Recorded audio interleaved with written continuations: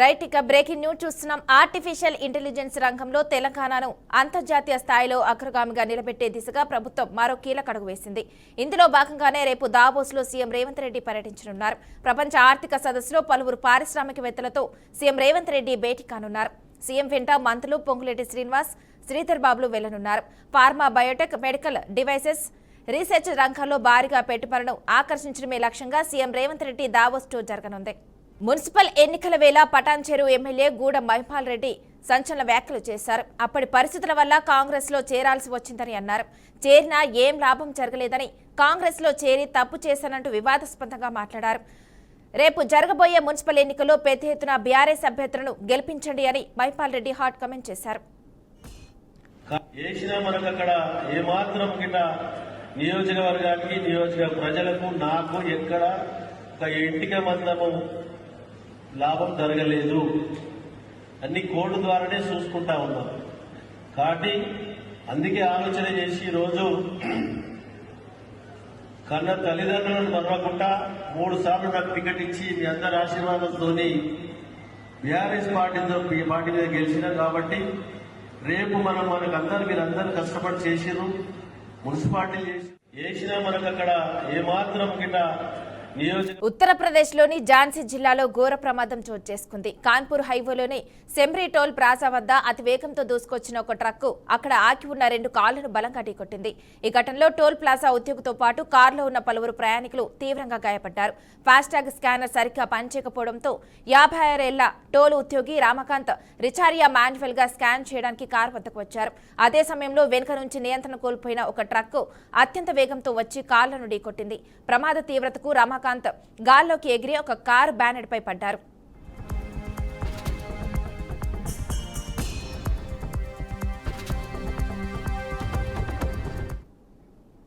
Truck వేగం తగ్గకపోవడంతో ఆ 2 కార్లతో పాటు ఉద్యోగిని కూడా సుమారు 50 మీటర్ల దూరం వరకు ఈడ్చుకుపోయింది. ఈ భీకర దృశ్యాలన్నీ టోల్ ప్లాజా వద్ద ఉన్న సీసీటీవీ కెమెరాలో రికార్డయ్యాయి. ప్రమాదం జరిగిన వెంటనే అక్కడి ఇతర సిబ్బంది, స్థానికులు భయాందోళనకు గురయ్యారు. తీవ్రంగా గాయపడిన రమాకాంత్ను వెంటనే మోతు కమ్యూనిటీ హెల్త్ సెంటర్ కు తరలించారు.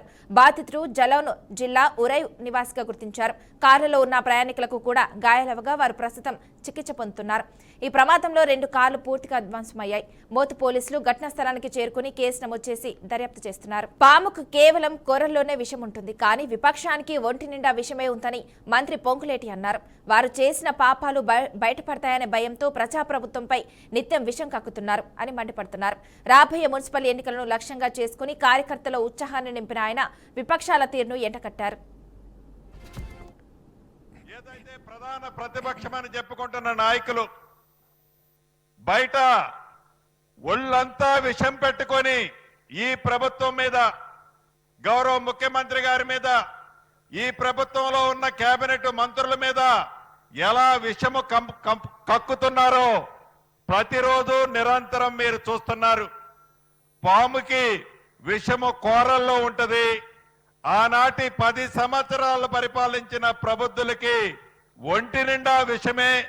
ఆ విషయాన్ని జీర్ణించుకోలేకుండా ఈ ప్రభుత్వం చేస్తున్న మంచి కార్యక్రమాలని, గౌరవ ముఖ్యమంత్రి గారు పేదల పట్ల ఉన్న ప్రేమను చూపిస్తున్న దాన్ని భరించలేకుండా ఎలా నిత్యము విషము కమ్ముతున్నారో మీరు చూస్తున్నారు. వాళ్ళకి తెలుసు అసెంబ్లీలో వాళ్ళకు వచ్చిన ఫలితాల తర్వాత పార్లమెంట్ ఫలితాలు ఏంటో తెలుసు. బై ఎలక్షన్ లో అది కంటోన్మెంట్ కానీ, మొన్న జరిగిన జూబ్లీహిల్స్ ఎలక్షన్స్ లో కూడా తెలుసు, గ్రామ పంచాయతీల్లో తెలుసు. అవన్నీ రెఫరెండము అంటే చిత్తుగా తెలంగాణ ప్రజలు ఓడించారు.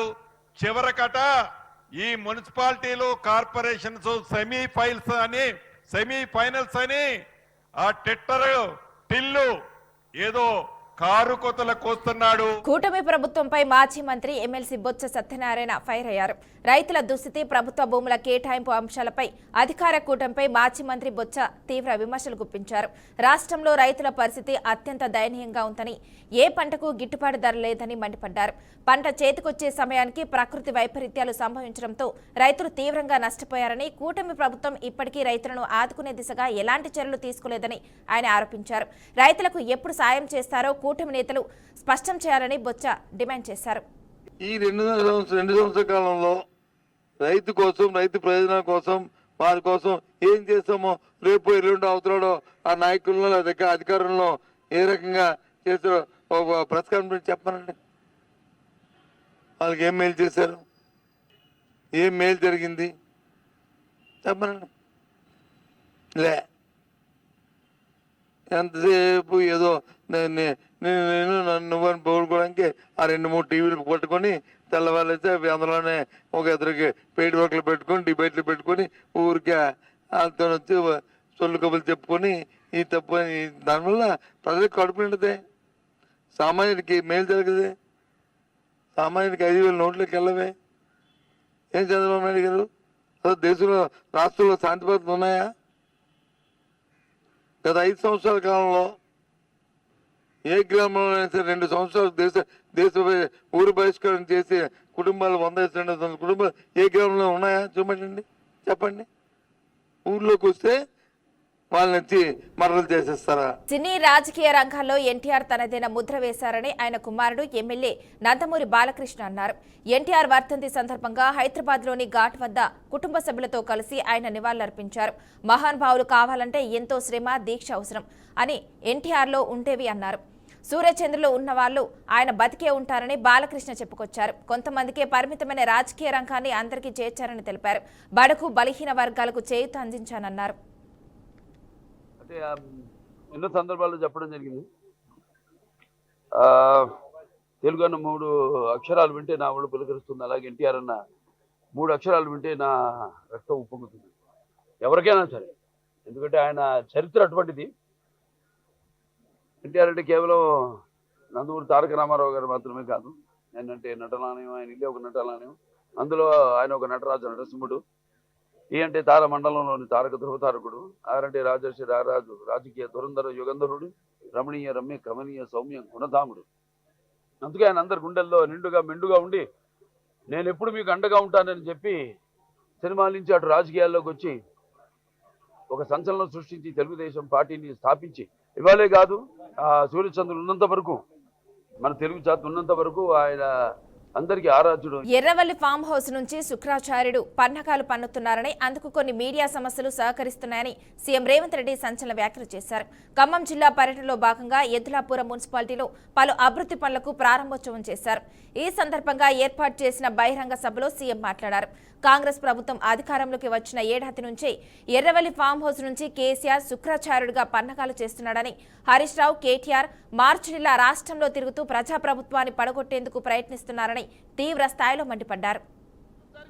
ఈనాడు ఈ ప్రభుత్వాన్ని బట్టగాల్చి మీదెయ్యాలి, ఈ ప్రభుత్వాన్ని బదనాము చెయ్యాలి అని అడ్డగోలుగా ప్రచారాలు ఈరోజు చేసే ప్రయత్నము మారీచుడు సుబాహుడు చేస్తున్నారు. ఆనాడు మాయలేడి రూపంలో వస్తే ఈనాడు సోషల్ మీడియా రూపంలో వస్తున్నారు. లేని అవాకులు చవాకులకు మంత్రముల మీద ఈరోజు ప్రచారాలు చేస్తున్నారు, ప్రత్యక్షంగా పరోక్షంగా. ఈనాడు టెండర్ల గురించి కొన్ని పత్రికలు రాస్తున్నాయి. సింగరేణిలో కొంత కుంభకోణం జరిగింది, బొగ్గంతా మాయమైందని. నేను ఆ పత్రికలకు, ఆ టీవీలకు, ఆ సోషల్ మీడియా వాళ్లకు, ఆ రాజకీయ పార్టీ నాయకులకు నేను చెప్పదలుచుకున్నా, ఈ ప్రభుత్వంలో అవకతవకలకు తావు లేదు. అనవసరమైన ప్రచారాన్ని, తప్పుడు ప్రచారాన్ని కల్పించడం ద్వారా అపోహలు కల్పించి మళ్ళీ శుక్రాచార్యుడు, మారీచుడు, సుబాహుడు బలపడడానికి మీరు ప్రత్యక్షంగానో పరోక్షంగానో సహకారం చేస్తున్నారు. మీకు మీడియా పంచాయతీలుంటే తలుపు మూసుకొని కొట్టుకోండి, లేకపోతే ఒకరి మీద ఒకరు బురద జల్లుకోండి. అందులో మమ్మల్ని లాగి ఆంబోతులు కొట్లాడితేనంట లేగదూడల కాళ్ళు ఇరిగినాయంట. ఇద్దరు మీడియా యజమానులు కొట్లాడుకుంటే మీరు కొట్లాడుకోండి, కానీ మా మంత్రులని బదనాం చేసే కార్యక్రమాన్ని మీరు తీసుకోకండి. దయచేసి ప్రత్యక్షంగానో పరోక్షంగానో మీరు రాస్తున్న రాతలు, చూపిస్తున్న చూపులు మారీచుడి సుబావులకు, శుక్రాచార్యునికి సహకారం అందించినట్టుగా ఉంటది. ఒక్కసారి ఆలోచన చేసి వాస్తవాలను తెలుసుకొని రాసే ముందు మహబూబాబాద్ జిల్లా గార్ల మండలం దుబ్బగూడెం సమీపంలో మున్నేరుపై ప్రభుత్వం తలపెట్టిన మున్నేరు లింక్ కెనాల్ ప్రాజెక్టుపై రైతుల నుండి తీవ్ర వ్యతిరేకత వ్యక్తమవుతుంది. సీఎం రేవంత్ రెడ్డి ఉమ్మడి ఖమ్మం జిల్లా పర్యటనలో భాగంగా సీతారామ ప్రాజెక్టు కెనాల్ను మున్నేరు లింక్ కెనాల్ ప్రాజెక్టును అనుసంధానం చేయుటకు వర్చువల్ గా శంకుస్థాపన చేసేందుకు రెడీ అయ్యారు. అయితే ప్రభుత్వం ప్రాంత రైతుల ప్రయోజనాలు పట్టించుకోకుండా అక్రమంగా జలదోపిడికి కుట్రలు చేస్తుందని నిరసిస్తూ గార్ల మండలం బంద్కు మున్నేరు జలసాధన సమితి నాయకులు పిలుపునిచ్చింది. దీంతో నాయకులను అక్రమంగా అరెస్ట్ చేసి గార్ల పోలీస్ స్టేషన్లో నిర్బంధం చేయడంతో రైతులు వివిధ రాజకీయ రైతు సంఘాల గార్ల మండల కేంద్రంలో ప్రభుత్వం నిర్ణయానికి వ్యతిరేకంగా నినాదాలు చేశారు. జీవో నెంబర్ 98 రద్దు చేయకపోతే ఈ ప్రాంత ప్రజల ఆగ్రహానికి గురికాక తప్పదని హెచ్చరించారు.